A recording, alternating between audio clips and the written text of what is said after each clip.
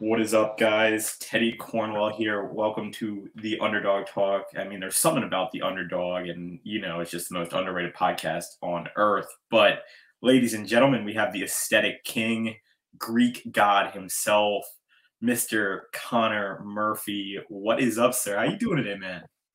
Yeah, good, man. Doing great. Just another day in paradise over here in Thailand. So excited to be on the podcast, and yeah, good to be here.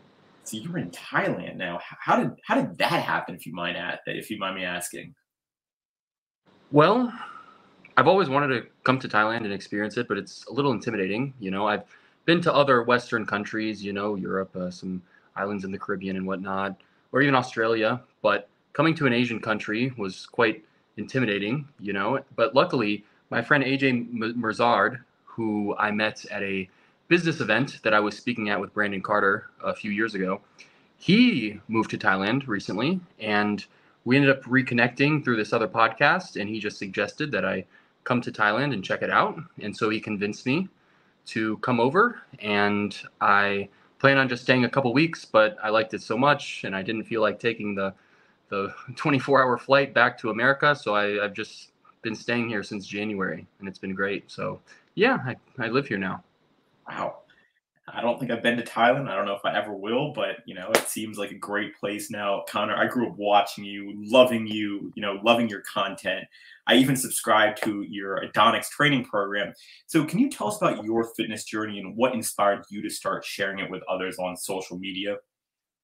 Yeah, well, initially I started working out when I was 11 years old with calisthenics. My routine was 3 sets of pull-ups every other day and push-ups.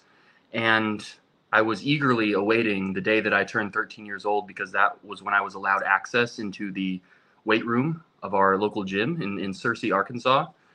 And I really just wanted to get into fitness because, it was out of an insecurity. I think that's why most people start their fitness journeys. I just wanted more respect from men and women. I was somewhat of a social outcast because I was the new kid in town. I moved to Arkansas from Michigan, and I was the new kid. I struggled to make friends. It seemed like all the friend groups were already solidified, and so it was difficult for me to fit in. And I just wanted more respect from both women and men. And so I got into fitness. Also sports. Sports played a role as well. I played sports growing up. And then while I was in college, I had this internship, and it was the most monotonous, boring work that now ChatGPT could have done an entire summer's worth of our job in probably like an hour. You know what I mean? So it was just the most boring, meaningless work. And I was majoring in computational math and economics, and I was doing that so I could get a lucrative corporate job, right? But I just realized how meaningless that pursuit was going to be, how much I was going to absolutely despise my life. And so I was looking for some sort of alternative that I could do as a career, and it'd be more fulfilling and be more enjoyable. And so I've always been into fitness. I realized that I had quite the formidable physique, and I started looking for different opportunities in the fitness world. I dabbled in fitness modeling, but then realized that that was not going to really be like lucrative enough. And then I started seeing the likes of Jeff Side and Ziz, and understood that there was a certain market for a specific type of content. And then, so I developed this strategy to emulate that content, but put my own unique twist on it. And it ended up going viral. And so, 6 months in, I knew that that was going to be my career, at least for the foreseeable future. And so, yeah, that's basically how it started. Yeah. And honestly, looking back to when you started in the fitness industry, has it evolved in a good way or a bad way, would you say? I'm quite ambivalent in that regard, because in some ways it has progressed in a good way. I think the transparency of substance utilization has increased, which is good, but that also comes with its drawbacks as well, because now it seems like people are abusing substances at a younger and younger age, and the substance abuse is becoming more prevalent, right? So it's kind of like a double-edged sword, and that's actually why I'm so passionate about the philosophy behind the Natty Plus protocol, which is the protocol that I recently developed that has been a work in progress for the past couple of years. And so, yeah, I think that can provide the much needed balance that the bodybuilding world is desperately in need of. And so, yeah, the fitness industry, it has some things about it have progressed for the better and some things have gotten worse. But I think over time it'll balance itself out. I think it will too. And now, obviously, you're with Enhanced Labs. Shout out Enhanced Labs, and you have the Natty Plus protocol. Would you mind talking about more about what this actually is and what actually is the Natty Plus protocol, Connnor? Yes, sure. So in the bodybuilding world, this duality of naturalness versus not is most commonly conceptualized as a dichotomy, right? You're either natural or not. The reality is it's more of a spectrum. And this seems to many people like some sort of semantic argument or some way to finagle my way around admitting that I'm not natural, which is not the case at all. I'm not attached to identity labels whatsoever.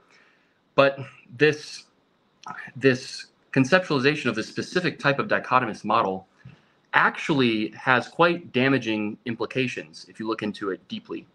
I mean, it embeds itself in the root of people's psychology and leads to quite dysfunctional behavior, and people are totally unaware of this, right? So primarily, the most destructive part about this model is that it facilitates this all or nothing mentality that leads to drug abuse, right? So people are attached to these identity labels. People are attached to their natty card. They feel like they have more respect for being natural, right? And then if they're dissatisfied with this natural approach, right, and decide they want to use some sort of supplements that would be considered unnatural to amplify their progress, they end up abusing drugs because just taking a little bit of unnatural substances isn't worth losing their natty card. There's a lot of value in the natty card. So in order to compensate for that value, right, they end up taking a lot of drugs. The worst thing that to a natural that is becoming enhanced is that they fear that they're going to become enhanced, look natural, and that's going to be the worst thing in the world in terms of what other people will think about them, right? So the entire point of the Natty Plus protocol is to conceptualize this duality of natural versus not more as a spectrum, right? So say you're a 3 on the natty or not spectrum, now you can just jump up to a 4 if you're dissatisfied with your current progress, instead of jumping all the way from like a 3 to like a 7, which most people do. And so that's the philosophy behind it. I mean, we can get into the specific type of supplements that I use, but actually I should further articulate how it's actually a spectrum rather than a dichotomy, right? So I'll explain that. So basically, if there was a real dichotomy, if it was just natural or not, you should be able to provide me some sort of parameter or metric that characterizes every performance enhancing supplement in the unnatural category that is absent in every supplement in the natural category, right? And that parameter or metric absolutely cannot be found. So I'll give you an example. It cannot be found without running into contradictions, things that contradict the standard consensus of supplementation characterization when it comes to naturalness or unnaturalness. So, for example, some people might say, oh, you're unnatural if you take some sort of external hormone, right? Well, vitamin D is an external hormone. People don't consider that unnatural. Melatonin is an external hormone. People don't consider that unnatural, right? Some people might say, oh, you're unnatural if you take some sort of supplement that's banned by WADA. Well, if that's the case, then you would also have to label cannabis as unnatural, which of course is a very natural substance. It's also prohibited by WADA. And even something like caffeine was prohibited by WADA to some extent, I think before 2004 or something like that. And so, I mean, I implore, please, like someone give me some sort of parameter or condition or metric that can be used to delineate this dichotomous distinction between naturalness or not. It just can't be done, right? And so the reality is that it is more of a spectrum, and it's much more advantageous to conceptualize it as such, because I think that it can mitigate a lot of the extreme behavior in the world of bodybuilding. There's extreme behavior on the unnatural side. Obviously, people abuse drugs, but there's also extreme behavior on the natural side. that's predicated on people's attachment to this natural identity label, right? I mean, I was a natural, pretty much a full natural. I mean, again, naturalness is a spectrum, right? I mean, I was taking creatine, and I was taking certain natural testosterone boosters at concentrations that aren't available to primal humans. So you can't consider it completely natural.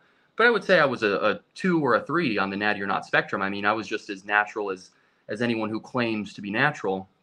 But I was quite unhealthy. In order to maintain my physique, I had to engage in obsessive compulsive behavior like meticulously counting calories, sacrificing my social life, and I was dieting down to very unhealthy levels of body fat, which destroyed my hormones and my metabolism, and it just wreaked havoc on my physical and mental health. And this is just becoming more prevalent in the world of bodybuilding as people are becoming influencers. The proclivity for people to desire to be influencers is increasing, and people want to be natural influencers to gain the respect of being natural, but also they are tempted to maintain these sub 10% levels of body fat as a natural, and it's just nowhere in the vicinity of healthy. I mean, people are chemically castrating themselves to near female levels of testosterone to diet down for a natural bodybuilding show, or even to maintain sub 10% body fat year round. And so there's extreme behavior on the natural side and the unnatural side. And the Natty Plus protocol is meant to find that balance in the middle that I believe is holistically healthier than the extreme behaviors on the natural and the unnatural side. So who would benefit from this program? Someone who's looking to kind of take it to the next level, but not take it to the extreme? So yeah, there are two people, right? I mean, if you're a person that is planning on engaging in any of the extreme behavior, whether it's on the unnatural side or the natural side, you're going to benefit from it, right? So if you're someone who is contemplating abusing drugs, maybe you should try the Natty Plus protocol first to see if you can find satisfaction at that level. Because in the Natty Plus protocol, I would say it maxes out at around a 5 on the natty or not spectrum, but you can get a lot more progress. You can get a lot more results than, say, if you were a 3 on the natty or not spectrum. But it's also for the natural influencers who are engaging in this obsessive compulsive behavior, attempting to maintain sub 10% body fat year round. It's actually, I believe, holistically healthier for them. I'm not saying that this is necessarily healthier for someone who doesn't want to engage in bodybuilding at all, just wants to maintain, 12, 15% body fat, be somewhat muscular, and not really engage in the obsessive compulsive and extreme behavior on the natural side of the bodybuilding spectrum, right? I'm not saying it's necessarily healthier for that, but for those influencers who want to attempt to be natural and attempt to, at the same time, sustain sub 10% levels of body fat, it can actually benefit them too. So both sides of the extreme, I think it can benefit. Now, if you could pick one supplement from this program, what would it be? Yeah, so one of my favorites, and it is also probably the most popular that is purchased from Enhanced Labs, is Black Ox Testosterone Booster.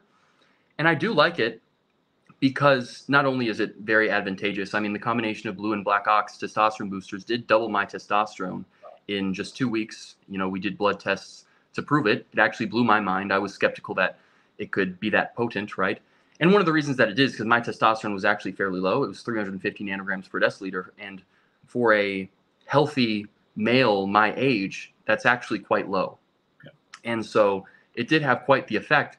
And also I like it because it does question the idea of naturalness, right? It is one of those gray area supplements. I mean, it's completely legal, right? It's sold by Enhanced Labs. Anyone can buy it. But it does contain DHEA, which is a precursor to testosterone.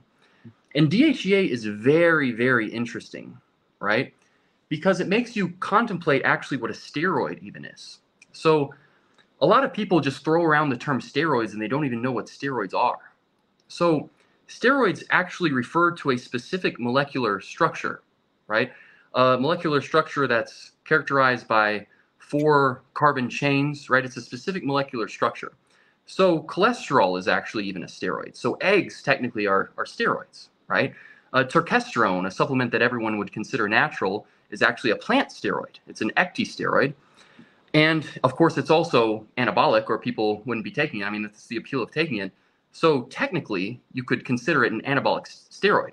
Now, colloquially, anabolic steroids actually refer to anabolic androgenic steroids like testosterone or trenbolone. These are substances that act directly through the androgen receptor, right? But even this androgen receptor activity, this is even a spectrum as well, because something could bind to the androgen receptor partially, it could have a weak affinity for it, it could have a strong affinity for it. And DHEA is interesting because most people would consider you natural. I mean, it is a gray area supplement, but I think a lot of people would consider someone natural if they take DHEA. But technically, you could consider it an anabolic androgenic steroid, not in the colloquial sense, but in the technical sense, it is a steroid. It has the molecular structure, and it does act through the androgen receptor. It just has a very weak affinity for the androgen receptor. And it doesn't have any of the negative effects that steroids do. It's actually quite a healthy supplement. Actually, in the biohacking and longevity community, it's considered an anti-aging supplement. I mean, it has a lot of benefits. And so you can see how this really puts into question this idea of naturalness or not. So that's actually why I'm a big fan of Black Ox Testosterone Booster. I love it. And I mean, shout out Enhanced Labs, obviously, besides getting with Enhanced Labs and rocking and rolling. You know, I hear from a little bird you have a series called Grow and about penis enlargement coming out. Would you mind talking about more about what this series is and why I decided to come out with a series about penis enlargement? Yeah, for sure. So actually, we renamed it to Bigger, Stronger, Longer. So I asked my Instagram audience to give me suggestions for the name of the movie. And the best one that I received was Bigger, Stronger, Longer. There's a documentary, I believe, called Bigger, Stronger, Faster. So it's kind of a play on words to that documentary. And I'm actually fairly passionate about penis extension, not necessarily for the reasons of growing my penis, although I have done so. So I have actually grown my penis in the past by somewhere between an inch and a half. But the reason why I'm so passionate about it is because this endeavor has the potential to really open people's minds, because most people just don't believe that it's possible. And it's quite baffling, right? Because this is something that probably the majority of men would like to do, yet they don't, because there's a stigma behind it, of course. There's a lot of insecurity behind penis size, and they just don't understand that it's possible. But there's an abundance of scientific research that shows that it is quite possible. I mean, when you look into this, it's just patently obvious that it is absolutely a thing. It is a legitimate thing. And in fact, Derek from More Plates, More Dates, I actually did a video in the past where I talked about my results through penis extension. And Derek from More Plates, More Dates actually validated my whole hypothesis and my whole process. And he said, yes, it's absolutely legitimate, right? Because it is. And it's just mind-blowing to me how the world doesn't know about this, right? And so I just think that the world deserves to know, because it's just this thing that people don't know about. And I believe that it can blow people's minds. They'll be like, whoa, oh my gosh, this is actually possible. Because that's what I'm really passionate about, is just expanding minds, opening minds, and making people see things from new perspectives. And so, yeah, that's why I'm so passionate about it. So, and again, a lot of people don't really believe that it's legitimate. It's an actual legitimate thing that you can do. And so this time I'm attempting to grow my penis, and it's actually a competition between me and Tony Huge and our friend Elon. We're all going to attempt to do so, but this time I'm going to document my progress on OnlyFans. So I recently just did a video where I had a couple different girls. Well, you'll see. But I had a couple different people measure my penis, actually. I mean, for scientific purposes, you need a third party to measure it. I mean, I'm biased. I can't measure it myself. So I thought for scientific purposes, I would need a girl to measure it for me. And so that's what you'll see in the first part of the movie. It's essentially, it's a scripted movie / documentary, and it's extremely entertaining. It's one of the favorite pieces of content I've ever created. And so there'll be a few parts to the movie, I believe. I'm not sure when we're going to release the first one, but it's extremely entertaining. And also, it's carrying on. So I'm sure you know the story of our friend Leo in longevity, who passed away in Thailand a few months ago. And he was a penis enlargement expert. In fact, he labeled himself as one of the foremost experts in penis enlargement. And unfortunately, I think that this is so unfair, but a lot of news articles actually labeled him as a penis extension grifter, And they use that word grifter completely unfairly, because that's insinuating that the penis enhancement process is illegitimate, right? I mean, Leo wasn't even making any money from penis enlargement. I mean, he was just giving people free information about it. And so he was the complete opposite of a grifter. And so I believe he was treated completely unfairly, after his death. And so this is kind of carrying on his legacy, right? So I think that his legacy deserves to be carried on, and that's what we're attempting to do. So yeah, I'm quite passionate about it. Do you think the issue of penis enlargement is a relevant problem, Connnor? Well, for sure. In the movie, I actually go into the philosophy behind it, because on the one hand, see, a fundamental struggle of the human psychology is trying to balance this idea of loving yourself and accepting yourself, but then also striving to improve, right? So you see both mindsets become unbalanced in certain areas of the internet. So you have the body dysmorphic bodybuilders who are never satisfied with their progress, and they keep wanting to get bigger and bigger and keep striving for improvement, and that leads them to abuse drugs and never be satisfied. And of course, that's extremely unhealthy and psychologically disadvantageous. But then on the other hand, you have a group of people like the fat accepting woke liberals in the West, who just believe that you don't have to improve at all, you can be complacent, and you should be absolutely loved and accepted for who you are. And that gets dysfunctional as well, right? So there's this balance to be found, and that takes a lot of wisdom, right? And so I make sure to articulate those ideas in this movie, because that's definitely something that people should take into account. I'm certainly not promoting everyone to be obsessed with their body and just not be content with their self. But on the other hand, I totally think that it is completely valid to attempt to optimize your body as well. And maybe if people have an insecurity with their penis, they can overcome that, and then that will free up their mind to pursue other areas of personal development, right? But it's obviously a huge issue for a lot of men. I mean, it's a lot of men's number one deepest insecurity, for sure, right?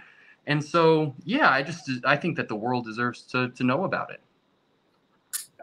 Where will someone be able to watch this movie? I mean, it'll be only on your OnlyFans? Where will it kind of be released? So the movie is actually relatively family friendly. I mean, it's definitely going to be demonetized. I'm just hoping it doesn't get age restricted, but it'll be on YouTube. Yeah, but of course the actual penis measurement will have to be on OnlyFans, right? But the movie will be on my main channel, Connnor Murphy, and so it's finished. I mean, I could actually send you the link. We're just not sure when to release it. I mean, we want to adequately promote it for sure, so we'll probably develop a strategy to do that. But yeah, it'll be on my main channel, Connnor Murphy, fairly soon. And how long did it take to produce this movie? I actually produced it pretty efficiently. I mean, we were strategizing different ideas for it over the past few months, but between the time that I sat down and wrote the script and then when we ended the last scene of filming, took about a week or so. And so, yeah, I think it was put together fairly efficiently in an efficient amount of time. And so, yeah, I mean, it was certainly a lot of work, but man, it was fun to make, and we all had a blast making it. And it was a piece of content that I'm very passionate about. As an influencer, sometimes it's kind of a grind making certain types of content, but there was no grind to this at all. It was completely enjoyable. And speaking of that, what are your long-term goals and aspirations within the fitness and wellness industry, and how do you see your role evolving in the coming years, months, days, shit, even? Yeah, I think the Natty Plus protocol is kind of like my last hurrah in the fitness world. I mean, fitness will always be a part of my life. I want to be healthy. I want to feel good. And so fitness will always be a part of my life, but I'm not sure exactly how long I will continue to hardcore promote and push this Natty Plus protocol. But that's probably, yeah, it's probably my last contribution to the world of fitness. And then I want to move on to more personal development type content. And I think that's a lot more sustainable. I just have no motivation at the moment to go out and take off my shirt in front of girls. It's like, I feel like that type of content, it served its purpose, but I'm ready to move on to deeper things. And so, yeah, after the Natty Plus protocol and the penis extension, I believe that I'm just going to do some more personal development content, and I'll probably put that on a different channel. And yeah, so in the foreseeable future, I mean, I see myself working on the Natty Plus protocol for a while, and then the penis extension stuff on my main channel. But after that, it'll be more personal development based. And lastly, could you provide some tips for individuals who are just starting their fitness journey and maybe feeling overwhelmed or unsure where to begin? Yeah, for sure. I would say just don't overcomplicate the process. Especially with the advent of online fitness influencers, everyone is trying to overcomplicate the fitness process because they're trying to provide some sort of unique perspective that will incentivize people to watch their content and buy their workout routines and whatnot, right?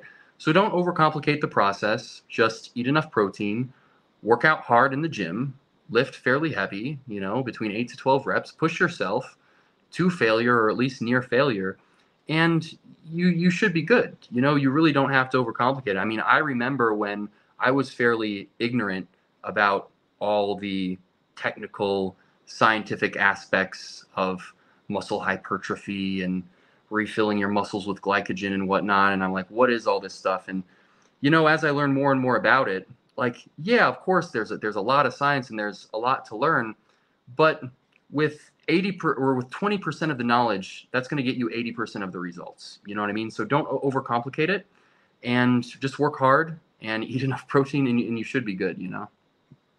And Connnor, before we go, man, the floor is yours. Where can we find all your content? The floor is yours, big fella. What's that Instagram, that Twitter, that Facebook? What's all that stuff? Yeah, I appreciate it, man. So my main channel is Connnor Murphy. That's going to be where the penis extension movie will be posted on. And then the Natty Plus protocol, that is primarily TikTok is blowing up at the moment. So that's on TikTok. I primarily post short form content on TikTok, Instagram, and YouTube. So you can search Natty Plus protocol to find that. And then if you're really interested, I am starting this personal development channel, and I've only posted one video so far because the first few videos that I'm going to post, it's quite a lot of effort and work, and it's going to take me about a month to do each one. But I will populate that channel with a lot of great content in the future. But that channel is called Socially Constructed Psycho. So if you would want to check out the personal development content there, you can. And I think that's about everything. And what's that Enhanced Labs code that we can use to support you?